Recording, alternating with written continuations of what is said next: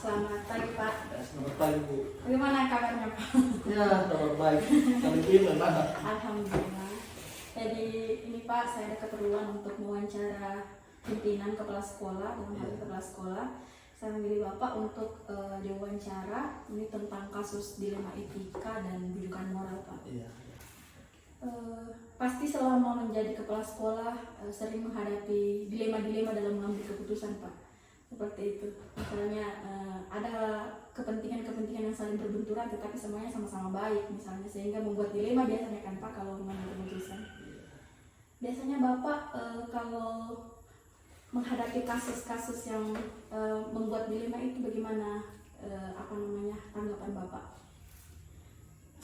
Ya, baik, terima kasih Bu. Jadi memang namanya kami di sekolah itu apalagi sebagai seorang pimpinan itu ya, tentunya ada selalu banyak kasus-kasus yang kita hadapi ya, khususnya itu masalah kasus dilema etika itu. Nah, sebagai seorang pemimpin tentunya sekolah, sebagai kepala sekolah, langkah awal yang harus kita ambil itu adalah mempelajari dua permasalahannya. Iya benar. Permasalahannya, bagaimana jalan ceritanya, Iya, siapa-siapa saja yang terlibat di dalamnya, apa motivasinya, sehingga kasus itu terjadi. Sehingga dengan demikian kita bisa mengambil keputusannya. kesimpulan. Misalnya kesimpulan itu bisa kita jadikan, nanti kita angkat mencari solusi dari menyelesaikan persoalan-persoalan yang ada. Saya kira yang pertama kita cari tahu permasalahannya. Baik Pak. Jadi selama ini Pak, bagaimana Bapak mengidentifikasi bahwa kasus yang Bapak hadapi itu apakah itu merupakan dilema etika atau bujukan moral Pak? Jadi kita saya bilang kita pelajari dulu dia punya kasusnya. Ya, kasusnya. Kita pelajari dulu kasusnya, kita lihat bahwa kasusnya ini masuk dalam kategori dilema etika. Ya, itu tak. Kemudian untuk kalau misalnya dia bujukan moral, iya. Lain juga ya perlakuannya terhadap dilema etika dan bujukan moral ini Pak. Menurut Bapak apa hal-hal yang efektif dalam pengambilan keputusan ini Pak? Langkah-langkah yang tepat seperti apa dalam pengambilan keputusan? Saya kira dalam pengambilan langkah-langkah apa dalam pengambilan keputusan menyelesaikan persoalan ini, tentunya yang pertama ya kita belajar dari kasusnya. Yang pertama, kalau kasusnya bisa diselesaikan secara personal oleh kepala sekolah, kita selesaikan. Kemudian kalau seandainya kasus ini yang kita selesaikan agak sulit diselesaikan oleh kepala sekolah, saya kira yang salah satunya, kalau saya biasa di sekolah ini saya berlakukan, kita kumpul dengan teman-teman dulu, kita adakan pertemuan, bagaimana solusinya. Ya, saya kira seperti itu. Tergantung dari kasusnya juga. Betul. Baik Pak, dalam mengambil keputusan Pak, tentu saja Bapak tidak menghadapi tidak mengambil keputusan ini dengan mudah, tentu saja mendapat tantangan-tantangan atau halangan-halangan. Bapak boleh menceritakan tantangan-tantangan seperti apa yang Bapak hadapi dalam mengambil keputusan Pak, terutama dalam dilema etika ini? Iya. Baik, jadi yang pertama, tantangan yang pertama itu kalau saya dari dalam diri sendiri. Iya, benar. Ya, dalam diri sendiri yang pertama, ketika seorang kepala sekolah itu, seorang pimpinan sekolah itu dia takut, ya, atau dia ragu untuk mengambil keputusan, itu salah satu tantangan. Yang kedua, tantangannya kita biasa dari misalnya kasus yang terjadi sebagai seorang kasus siswa misalnya, biasa dari orang tua. Ya. Dan kita bikin masalah karena orang tua ini beda-beda, latar belakang pendidikannya, dia punya mindsetnya, ya. Jadi kadang mereka ya biasa saja mereka emosi, ya mereka emosi itu untuk ketika ada kasus yang terjadi ya. Jadi itu tantangan-tantangan yang sering terjadi. Kemudian juga biasa ada yang namanya pertimbangan perasaan. Iya, benar. Saya sendiri ya sebagai kepala sekolah saya sangat bergumul biasa pertimbangan perasaan, bagaimana nantinya ketika saya ambil keputusan seperti ini, bagaimana diterima atau tidak responnya. Ya. Jadi memang sebagai di situ lah dituntut sebagai kepala sekolah itu bagaimana dia bijak Benar Pak. ya mengambil keputusan gitu. Ya memang mengambil keputusan ini apalagi sebagai seorang pimpinan bukan sesuatu perkara mudah Pak, karena Iya. ada banyak pertimbangan termasuk yang Bapak katakan tadi dari segi internal dan eksternal. Iya. Internal dari dalam diri, Dalam diri kadang ada ketakutan juga, ada keraguan-raguan dalam mengambil keputusan dan juga dari eksternal tanggapan orang dalam mengambil keputusan seperti itu. ya, kita harus berani. Benar Pak. Jadi di dalam pengambilan keputusan ini Pak, biasanya apabila Bapak menemui kasus, apakah Bapak langsung memutuskan di hari yang sama misalnya, atau Bapak ada jadwal-jadwal tertentu untuk memutuskan sebuah kasus, misalnya besoknya, 2 hari kemudian, seperti itu Pak? Ya, jadi ya, tergantung dari kasusnya. Ya, kalau misalnya kasus yang ada itu bisa saya selesaikan secara pribadi dalam hal ini sebagai penanggung jawab di sekolah ini, dalam arti kasus yang ringan, ya itu tidak perlu pakai jadwal. Ya. Tapi kalau seandainya kasus yang ada itu Agak berat seperti agak itu. berat dan membutuhkan sumbang saran dari Pertimbangan-pertimbangan. dari guru, orang tua, bahkan pemerintah, ya kita melaksanakan ada jadwalnya, tapi itu tergantung dari kasusnya. Ya, jadi saya kira tidak ada jadwal yang ditentukan. Jadi tergantung kasusnya Pak ya. Ya. Kalau bisa diselesaikan ya langsung diselesaikan dan diambil keputusan hari yang sama seperti itu. Nah baik Pak, di dalam mengambil keputusan, apakah ada seseorang atau pihak-pihak yang mempengaruhi pengambilan keputusan Bapak atau sebagai bahan pertimbangan Bapak dalam mengambil keputusan? Ya, jadi jujur saja Bu, saya sebagai kepala sekolah mulai dilatih. Ya, harus saya akui bahwa memang saya masih muda, Iya benar Pak. belum punya pengalaman yang banyak. Tentunya ketika ada hal yang saya temukan, ya, kasus-kasus yang susah saya selesaikan, ya, ada senior-senior yang bisa ditanya. Kemudian ada juga bisa bertanya pada pengawas bina itu, kemudian juga bertanya pada teman-teman guru. Ya itu yang utama kalau saya itu. Jadi tidak Mengambil dengan gegabah ya, ya. dengan gegabah. Ya. Kita harus harus tenang dalam mempertimbangkan saran-saran dan masukan dari yang senior-senior atau yang lebih mampu atau lebih pendahulu lah misalnya. Ya, betul, seperti itu ya. Iya, baik Pak, saya menangkap. Nah, kita ke pertanyaan yang terakhir ini Pak. Dari semua hal-hal yang Bapak sampaikan tadi dalam mengambil keputusan, sampai sejauh ini pembelajaran apa yang Bapak ambil dalam mengambil keputusan, terutama dalam keputusan kasus dilema etika ini? Ya. Jadi pembelajaran yang bisa kita ambil dari materi ini, jadi yang pertama perlu untuk menyelesaikan dalam menyelesaikan satu persoalan itu perlu komunikasi, perlu kita selalu melibatkan macam di sekolah, teman guru, perlu kita bahas secara bersama-sama dalam bentuk misalnya kita rapat seperti itu. Kemudian yang kedua, sebagai seorang pemimpin, ketika ada persoalan-persoalan yang ada, kita harus pertama ketika kita mempelajari kasusnya kita harus tenang.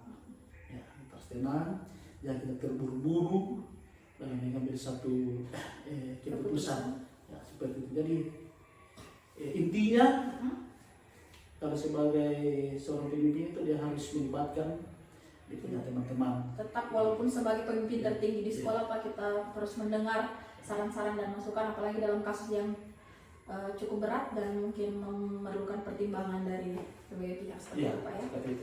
Tentu saja juga dalam mengambil keputusan perlu ketenangan sehingga tidak ada pengambilan keputusan yang sifatnya dipengaruhi oleh emosional seperti itu. Iya. Baik Pak, ini terima kasih atas kesediaannya, terima kasih atas waktunya. Nah, semoga sehat selalu Pak. Mari Pak. Baik, selamat siang Ibu. Siang. Bagaimana kabar? Kabar baik Bu. Kabar baik, alhamdulillah. Ya itu ya, sehat-sehat. Sehat. Baik Bu, terima kasih atas kesediaannya. Jadi hari ini saya ingin meminta waktunya Ibu Kepsek Ya. untuk wawancara sebagai pimpinan di sekolah ini di SDN Manumor. Saya mohon kesediaan yang bersedia Bu ya. Siap. Terima kasih saya ucapkan sebelumnya Bu. Jadi ini saya akan mewawancara Ibu terkait dengan pengambilan keputusan.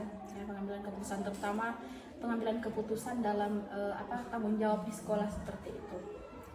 Nah, yang pertama saya ingin tanyakan Ibu, selama ini bagaimana Ibu mengidentifikasi kasus yang Ibu hadapi, apakah dia termasuk dilema etika atau bujukan moral? Jadi begini Bu, saya untuk mengidentifikasi apakah dia itu termasuk dilema etika atau bujukan moral, saya harus terlebih dahulu memahami apa itu dilema etika, apa itu bujukan moral. Dan dilema etika itu merupakan situasi di mana seseorang harus memilih dua pilihan yang mana sama-sama benar tetapi bertentangan.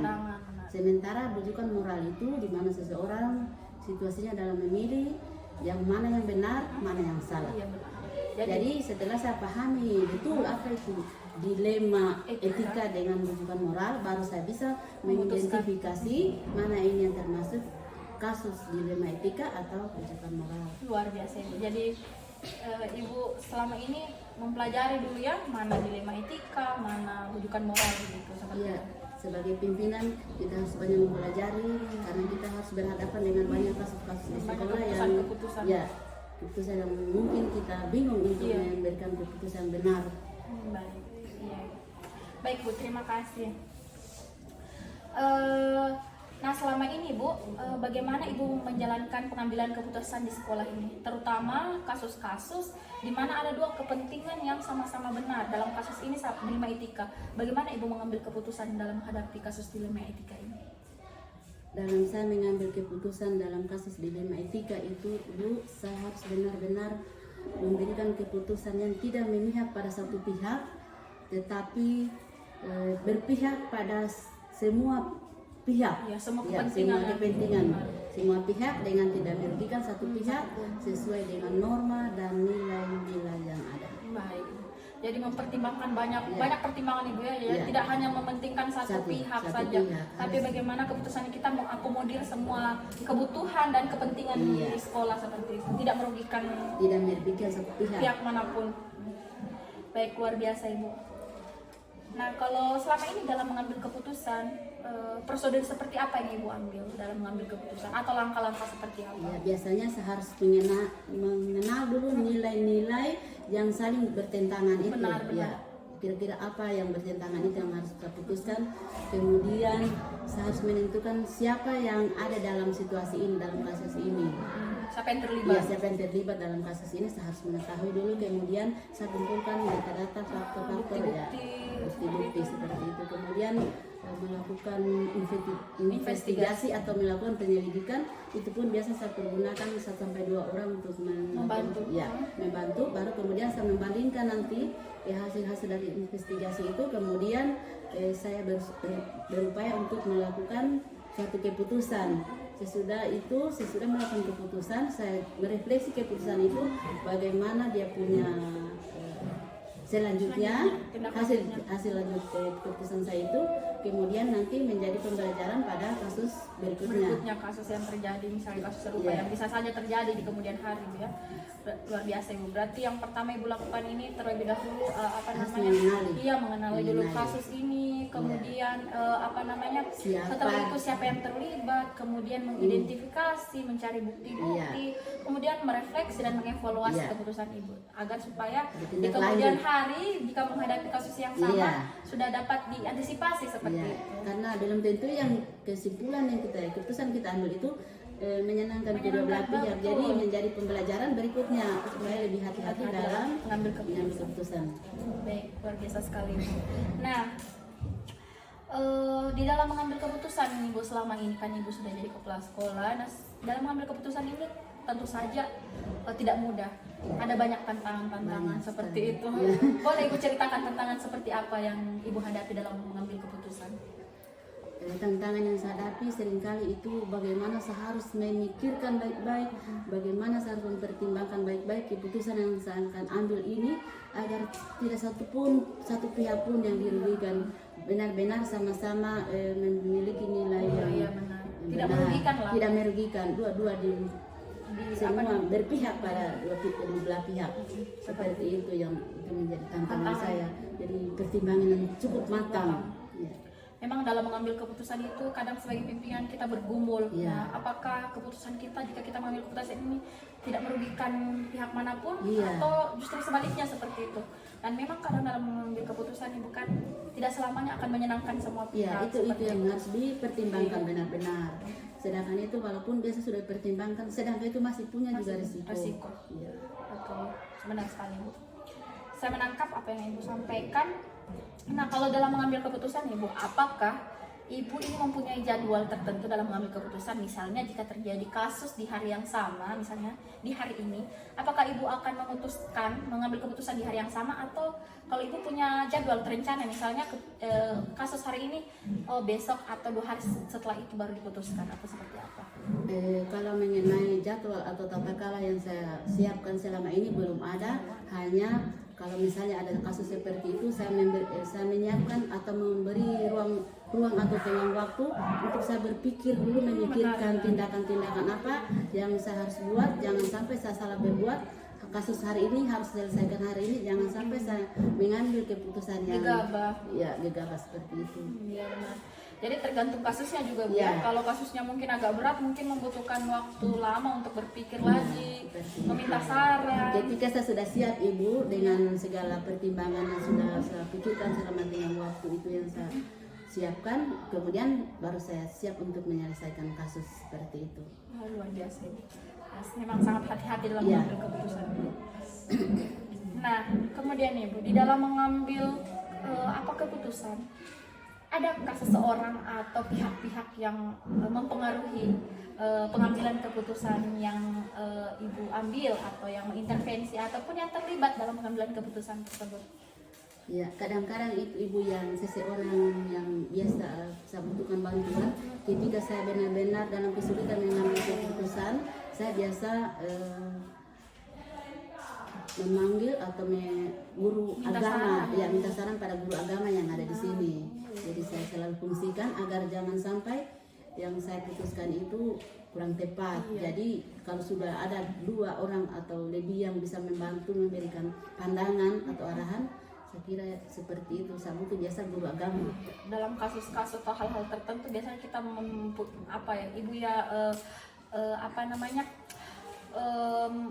memanggil rekan guru ya, membutuhkan rekan guru untuk dimintai saran atau dimintai bantuan mencari solusi, berkolaborasi lah seperti itu. Ya, betul sekali. Seperti itu Ibu, berkolaborasi. Kecuali Ibu, pengalaman saya kalau dalam rujukan moral, sering saya libatkan dengan komite sekolah.